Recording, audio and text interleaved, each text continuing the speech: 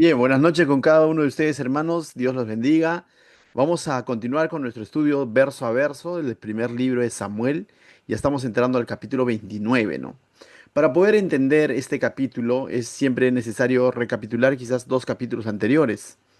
Eh, Hace dos capítulos, en el capítulo 27, vimos esta escena donde después de que David tuvo un encuentro con Saúl, y de alguna manera le mostró una vez más su lealtad a Saúl y le mostró por qué le está persiguiendo, ¿no? De esa manera para matarlo. Y David le dice, ¿no? O sea, yo no he hecho nada malo, ¿no?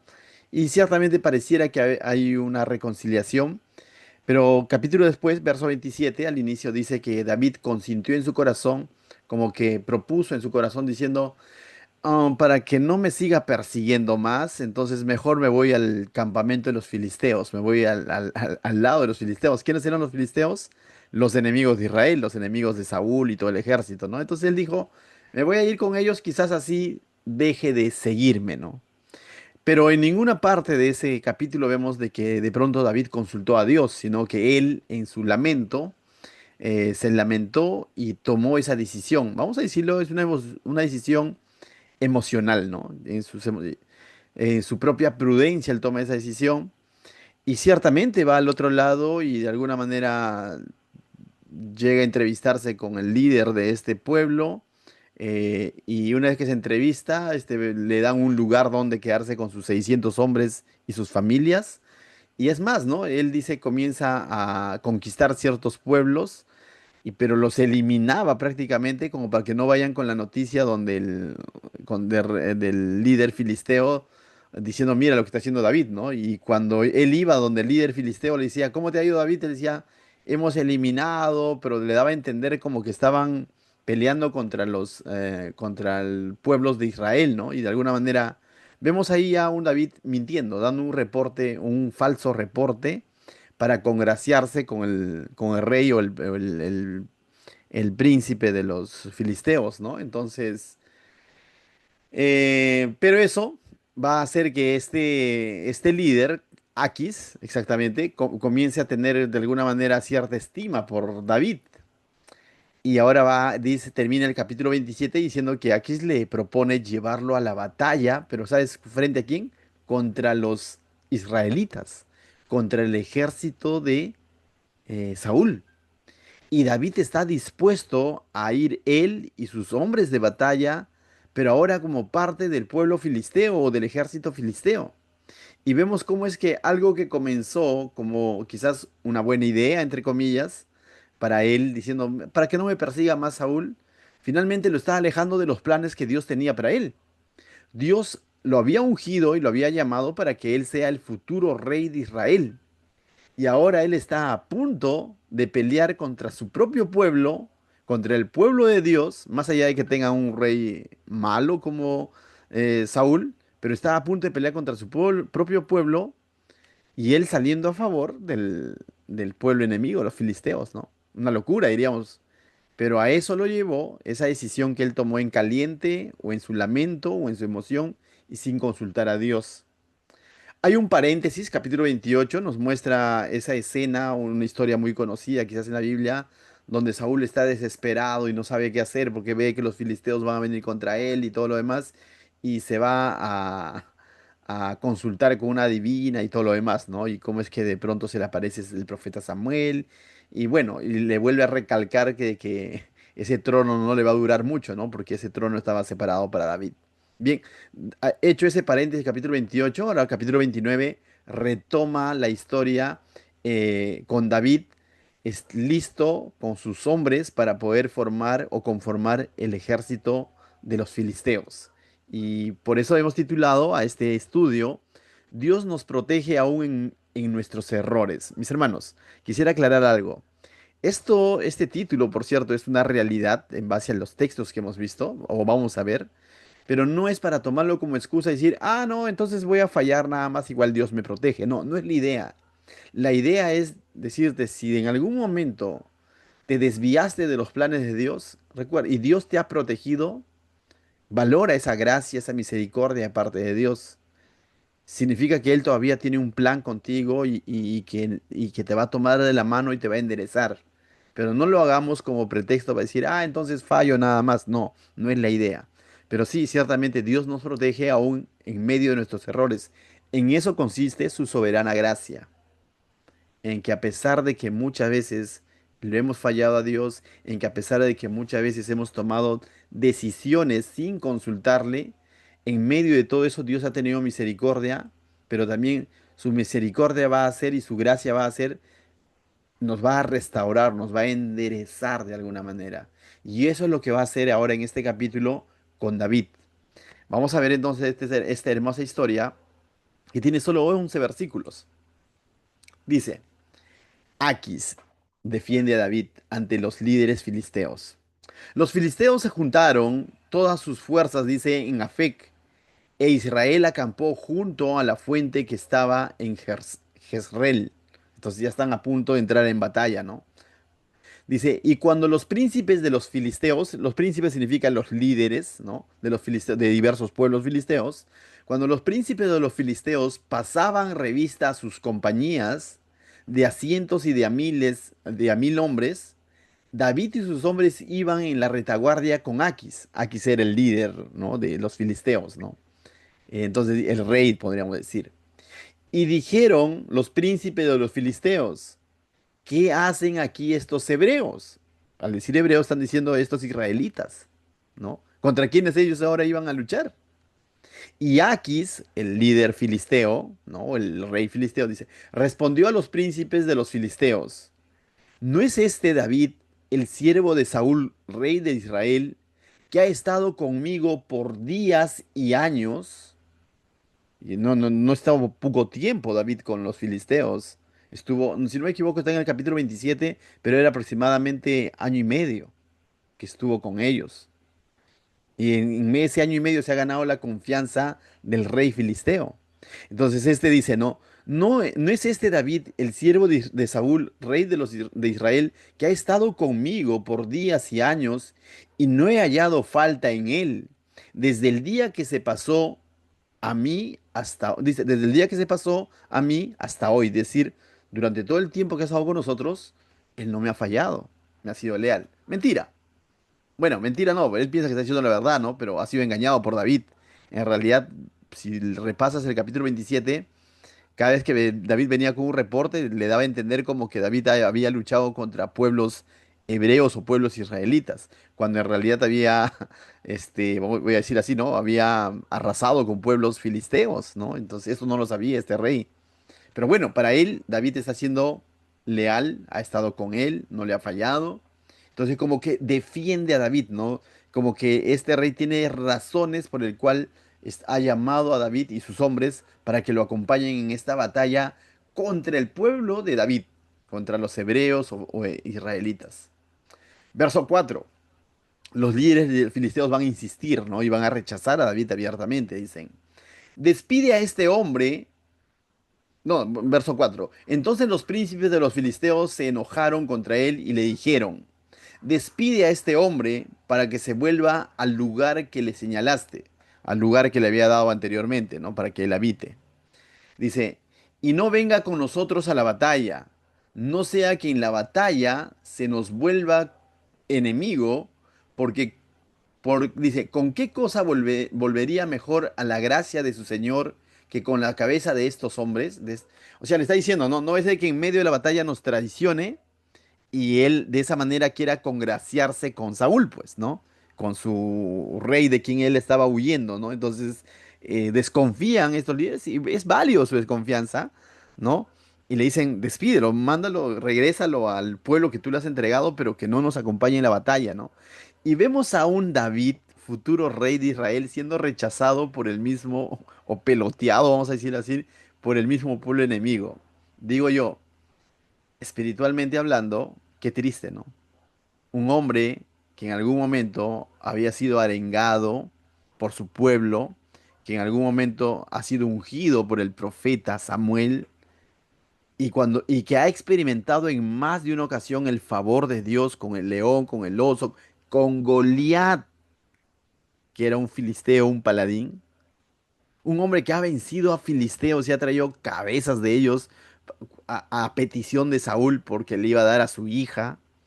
O sea, no es, David ha experimentado realmente el favor de Dios, pero ahora está sirviendo a ese pueblo con los que él luchaba, a los que él consideraba enemigos del pueblo de Dios. Y no solamente está sirviendo a ellos, sino que está siendo menospreciado por ellos. Pero pregunto, esto él lo ha buscado.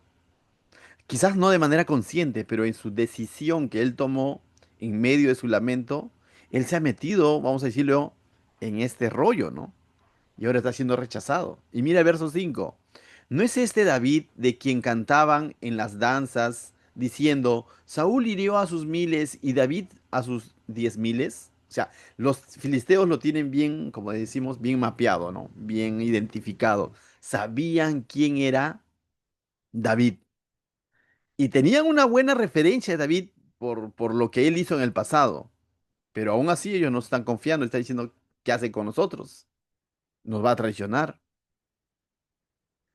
Verso 6. Y Aquis llamó a David y le dijo, vive Jehová.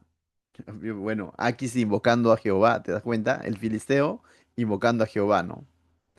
Y David, vamos a ver, terco queriendo servir al filisteo. A veces eso pasa con el cristiano, ¿no? Incluso hasta el mundano tiene más temor de Dios y el cristiano que se enfrió de pronto o dejó las cosas del Señor, como que está persistente ahí o terco en querer hacer lo contrario a Dios. Mira lo que dice. Vive Jehová, que tú has sido recto y que me ha parecido bien tu salida y tu entrada en el campamento conmigo, y que ninguna cosa mala he hallado en ti desde el día que viniste. Dice, me viniste a mí hasta hoy, mas a los ojos de los príncipes no agradas. Le está diciendo, mira, tú eres de mi confianza, me has demostrado lealtad, aleluya, ¿no? Vive Jehová, algo así. O sea, invocando voy a decirlo así, pagano, invocando a Dios, diciendo, no, vive Jehová, invocando al Dios de David, diciendo, tú has sido fiel a mí, pero no te quiere mi gente. Verso 7. Vuélvete pues y vete en paz para no desagradar a los príncipes de los filisteos. Pregunto, está siendo choteado, ¿no? Literalmente David, el futuro rey de Israel. Pero él ha buscado o él es el que ha propiciado en su decisión estar ahora en esa situación, ¿no? Una cosa es que te persiga Saúl porque, bueno, tiene un celo y parte de, pero tú estás dentro de los planes de Dios. Estás siendo perseguido por haber hecho lo correcto y él, lleno de sus celos, está persiguiendo. Pero aquí él está siendo rechazado por un rey pagano, pero por lo que él ha hecho, ¿no? Que, ¿quién le mandó a meterse entre el pueblo enemigo? Dios no le dijo, anda, ve, hijo. Verso 8. David respondió y David va a apelar, ¿no? A Aquis. O sea, David no es que va a comprender rápidamente, bueno, si Dios así lo está disponiendo, uff, de la que me salvé, no voy a pelear contra mi pueblo. No dice eso, sino él insiste en ir a la batalla. Mira lo que dice, verso 8. David respondió a Aquis, ¿qué he hecho? ¿Qué has hallado en tu siervo desde el día que yo estoy contigo hasta hoy? De pronto ahora David es siervo de este rey filisteo. Y David te está reconociendo, ¿qué has hallado en tu siervo? Cuando él, tiempo atrás, había sido siervo de Jehová y es más, ungido para ser el rey de Israel. Pero el futuro rey de Israel, por su mala decisión, por no haber consultado a Dios, ahora está mendigando un puesto, un lugar, un reconocimiento a un rey pagano. Mis hermanos, a veces con decisiones erradas, emocionales, dentro de nuestro enojo, tristeza, lamento, impotencia que tomamos y no consideramos a Dios, nos metemos en situaciones donde finalmente a veces vamos a terminar suplicando, voy a decir así, al enemigo en vez de estar suplicando a Dios. Continúa, dice. ¿Qué he hecho? ¿Qué has hallado en tu siervo desde el día que yo estoy contigo hasta hoy? Para que yo no vaya y pelee contra los enemigos de mi señor el rey. Esto me recuerda a una frase similar que él invocó y dijo a Goliat el filisteo tiempo atrás, que le dijo, ¿quién te has creído tú para ofender al ejército del Dios viviente, ¿no? O sea, y él era siervo de ese Dios viviente. Pero ahora él está suplicando a este rey pagano, filisteo, diciendo, ¿por qué no me consideras? ¿Por qué no me permites ir a pelear contra los enemigos de mi señor el rey? Esos enemigos del señor el rey era el pueblo de Jehová, mis hermanos. Quizás no hayas visto toda esta parte de la historia de David, pero es cierta. Por eso es que el título de esta lección es que Dios nos va, no sé, va a tener misericordia a pesar de nuestros errores, ¿no? Porque fácilmente uno diría, uy, después de esta David, o sea, el Señor habrá cambiado de planes, va a levantar otro, ¿no? Dios va a tener va a seguir teniendo misericordia de David. Verso 9. Y Aquis respondió a David y dijo, yo sé que tú eres bueno ante mis ojos, como un ángel de Dios. Vuelvo a repetir, ¿quién está invocando a Dios? Aquis, el enemigo. Nosotros un paralelismo hoy en día diríamos el inconverso. El no creyente está invocando a Dios y el creyente está suplicando favores de parte del inconverso. ¿Te ha pasado alguna vez? Quizás, mis hermanos, pero no es porque Dios nos haya enviado a hacer eso. Muchas veces es porque hemos tomado decisiones equivocadas. Verso 10. Levántate pues de mañana, tú y los siervos de tu Señor que han venido contigo, y levantaos al amanecer y marchad. Finalmente, este rey Aquis le va a decir, ¿sabe qué, David? Vuelve a tu lugar. Y David quizás sigue sin entender qué está pasando.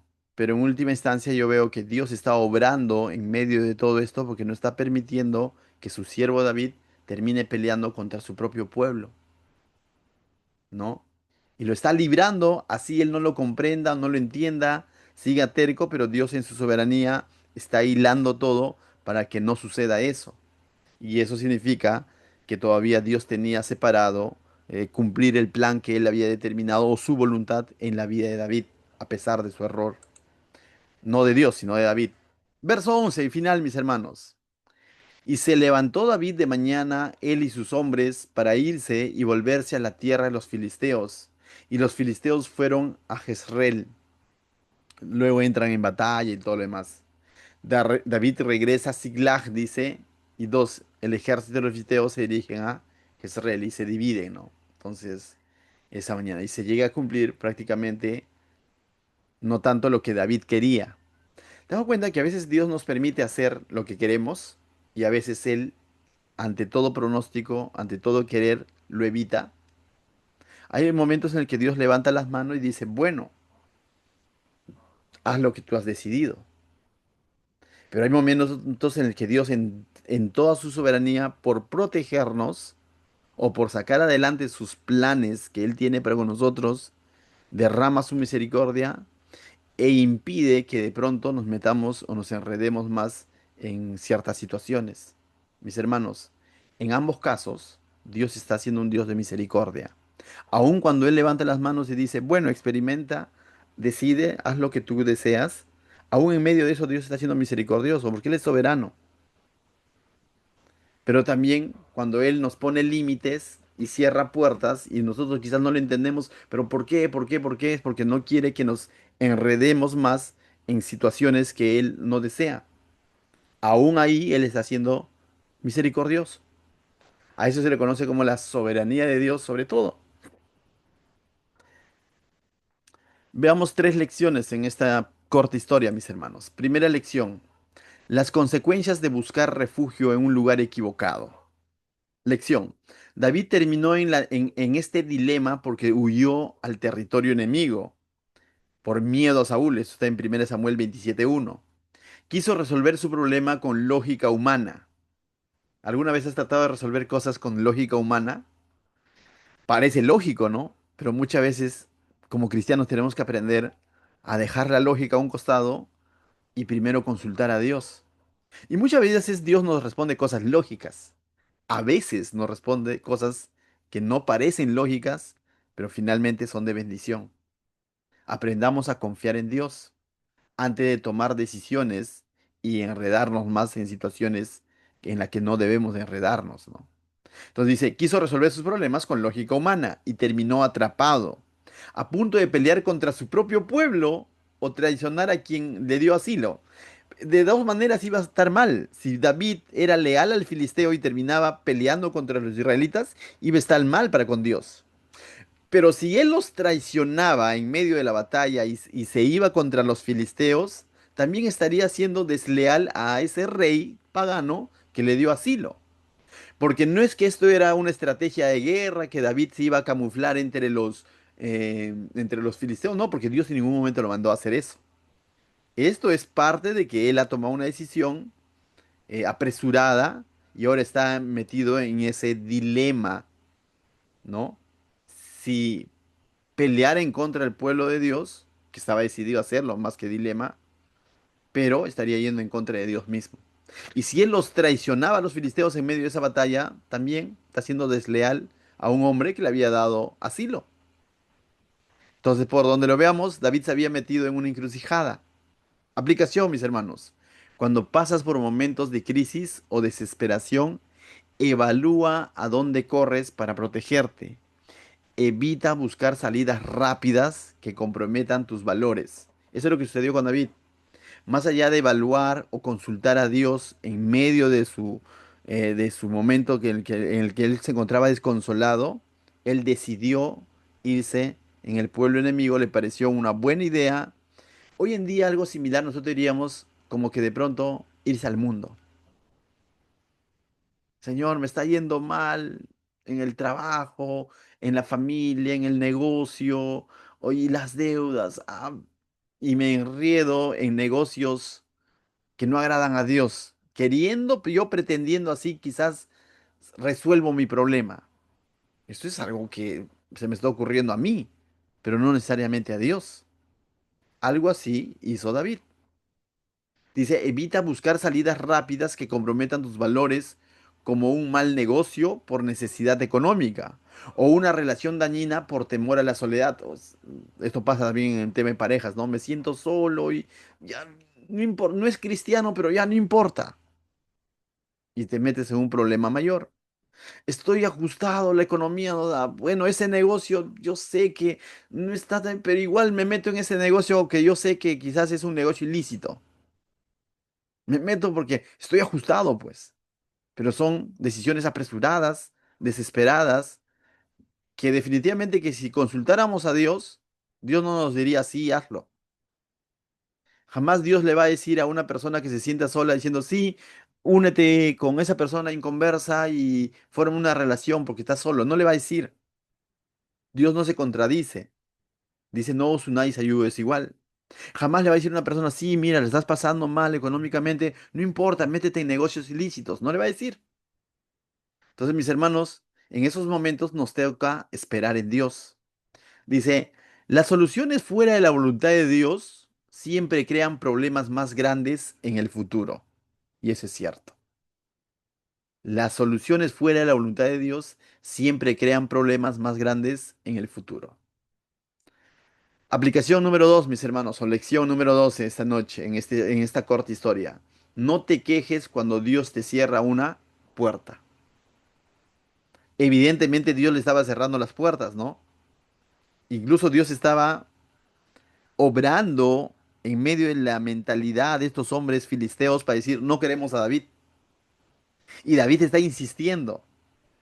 Y Dios está, en su soberanía, está usando estos hombres para decir, no queremos a David.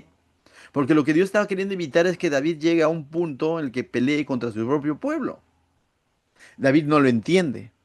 Y quizás como una queja, no, Señor, pero y le dice, ¿no? Señor, le dice a Aquis, ¿por qué no quieres? ¿A qué te he fallado? Quiere insistir. Como sea, quiere abrir esa puerta. Lección. David se quejó e insistió en ir a la batalla. ¿Qué he hecho para que yo no vaya? Decía. Él no veía que ir a esa guerra destruiría su futuro como rey de Israel. Claro, porque estaría peleando contra el pueblo de quien él iba a ser un rey en el futuro, para el cual Dios lo había llamado. Dios usó el rechazo de los generales, de los príncipes filisteos, para salvarlo de sí mismo. Aplicación, mis hermanos. Cuando un proyecto se caiga, un trabajo no se te dé o alguien te rechace, no te amargues ni reclames. Muchas veces el no de las personas es el medio que Dios utiliza para protegerte de peligros que, dice que tú no alcanzas a ver. Y sucede muchas veces. Hemos insistido quizás en cierto negocio, es que yo que quiero y se ha cerrado las puertas y nos ha ido mal. Y hemos dicho, ¿pero por qué? Es porque probablemente Dios está evitando que te metas o te involucres en negocios peores o en una relación, ¿no? Quizás que no es de Dios. Dios ha cerrado puertas. No, pero yo quiero que ese chico o esa chica que está... Y el Señor ha cerrado puertas. Esos no's es porque Dios probablemente te estaba protegiendo. Aprendamos a esperar en Dios. Dice, aprende a descansar en los límites que Dios te pone. ¿Sabías que Dios también nos pone límites? Claro. Hay momentos que Dios levanta las manos y dice, bueno, hazlo y experimenta tu error. Hay momentos en que el Señor pone límites, pone cercos y aunque no lo logremos entender es porque nos está protegiendo de un peor error. Y la tercera lección, mis hermanos, de esta noche, la soberana gracia, dice, de Dios nos protege sobre nuestros, incluso por encima de nuestros errores. Lección. David no se salvó por ser el más astuto, sino porque Dios tuvo misericordia de él. ¿Te das cuenta? En esta historia, David no se salvó porque, uy, qué astuto, él se dio cuenta y dijo, no, mejor no voy. No, no, no, no. David se salvó de no llegar a pelear contra su propio pueblo porque Dios fue misericordioso. Dios intervino de forma invisible, manipulando los pensamientos o interviniendo en el pensamiento del ejército pagano para prácticamente rescatar a David de esa inminente batalla. La aplicación, mis hermanos, aunque hayas tomado malas decisiones y te sientas acorralado por las consecuencias, recuerda, Dios no te ha abandonado. Él es experto en enderezar nuestros caminos torcidos. Ahí tenemos una imagen que en nuestras fuerzas muchas veces enredamos más las cosas, ¿no? Pero si oramos a Dios, las cosas, dice, a los que aman a Dios, todas las cosas le ayudan a bien. Dice, en lugar de seguir fingiendo o tratando de arreglar las cosas con tus propias fuerzas, rinde tu situación a Dios en oración hoy mismo. Dios conoce tu corazón, tus errores y tu futuro. Confía en Él, Él siempre te guiará a lo mejor. Y este versículo es interesante, mis hermanos, Isaías 51:8, porque mis pensamientos no son vuestros pensamientos, ni vuestros caminos mis caminos, dice Jehová. Nosotros, en nuestra propia prudencia, podemos trazar muchos planes, pero jamás van a ser mejor que los planes de Dios. Dios tiene planes para cada uno de sus hijos, Dios quiere hacer su voluntad en el corazón de cada uno de nosotros, y aunque quizás no lo entendamos del todo, recuerda, aprendamos a confiar en Dios antes que en nuestra propia prudencia. Nuestros pensamientos no necesariamente son como los pensamientos de Dios. Alguien dijo, nuestros pensamientos son como un vaso de agua. Los pensamientos del Señor es un océano que quizás no lo vamos a lograr entender del todo, pero son seguros. Aprendamos a confiar en medio de la dificultad, en medio del dilema, en medio de la adversidad, aprendamos a confiar en Dios y no en tomar decisiones apresuradas que podrían empeorar el problema. ¿Qué tal si oramos, mis hermanos?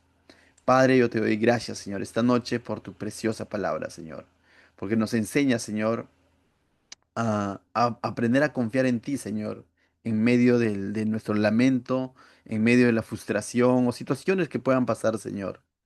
Ayúdanos en todo momento a no actuar en nuestra propia prudencia, Señor, sino a confiar plenamente en ti, Señor. Así como nos has librado en el ayer, lo puedes hacer hoy y mañana, Señor. Así como nos has sustentado en el ayer, lo puedes hacer hoy y mañana, Señor. Así como nos has mostrado perdón en el ayer, lo puedes hacer en el hoy y en el mañana, Señor. Gracias porque tu soberana gracia constantemente nos protege, Señor. Gracias porque aún en medio de nuestros errores muchas veces nos has protegido, Señor, y muchas de esas ocasiones has sido poniéndonos límites, Señor, no permitiendo que vayamos más allá, Señor, y que ciertamente, Señor, bien ganado tendríamos esas consecuencias, pero tú no las has permitido, Señor. Gracias, Señor, por tu inmensa misericordia y gracias por tu palabra esta noche, Señor. En el nombre de Jesús, amén.